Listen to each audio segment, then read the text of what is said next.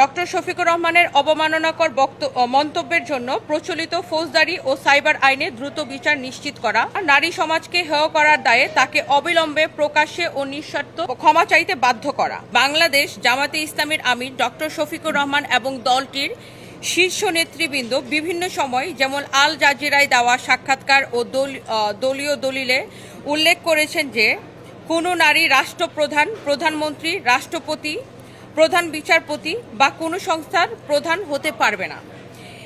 এছাড়া জামায়াতে ইসলামী বাংলাদেশের এটা ঘোষিত নীতিও। এই অবস্থান সংবিধানের অনুচ্ছেদ ২৭ ও ২৮-এর সরাসরি লঙ্ঘন। আরপিও অনুযায়ী কোনো দল যদি সংবিধানের মৌলিক কাঠামোর লিঙ্গ সমতা বিরুদ্ধে অবস্থান নেয় তবে সে রাজনৈতিক দলের নিবন্ধন বাতিলযোগ্য।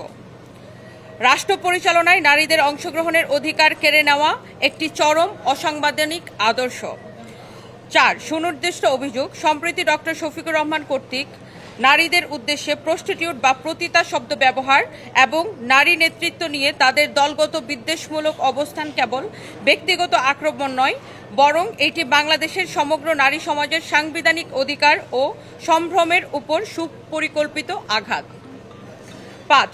আমাদের আইনি দাবি ও প্রত্যাশা, নারী সম্মান ও সাংবিধানিক অধিকার কোনো রাজনৈতিক আপোষের বিষয় হতে পারে না। এমতাবস্থায় আমরা নিম্নোক্ত দাবিগুলো উত্থাপন করছি: নিবন্ধন বাতিল ও পর্যালোচনা, সংবিধান ও আরপিওর শর্ত লঙ্ঘনের দায়ে বাংলাদেশ জামাতে ইসলামীর রাজনৈতিক নিবন্ধন বাতিলের বিষয়টি খতিয়ে দেখে দ্রুত আইনি ব্যবস্থা গ্রহণ করা। আইনগত ব্যবস্থা, ডক্টর শফিকুর রহমানের অবমাননাকর মন্তব্যের জন্য প্রচলিত ফৌজদারি ও সাইবার আইনে দ্রুত বিচার নিশ্চিত করা, প্রকাশ্যে ক্ষমা প্রার্থনা, নারী সমাজকে হেয় করার দায়ে তাকে অবিলম্বে প্রকাশ্যে ও নিঃশর্ত ক্ষমা চাইতে বাধ্য করা। জিরো টলারেন্স নীতি, নারী বিদ্বেষমূলক বক্তব্যের বিরুদ্ধে রাষ্ট্রকে কঠোর আইনগত অবস্থান গ্রহণ করতে হবে। একটি গণতান্ত্রিক রাষ্ট্রের আইনের শাসন সবার জন্য সমানভাবে বলবৎ থাকতে হবে। আমরা আপনার নেতৃত্বে এমন একটি বাংলাদেশ প্রত্যাশা করি, সদয় বিবেচনার এবং প্রয়োজনীয় ব্যবস্থা গ্রহণের প্রত্যাশায়।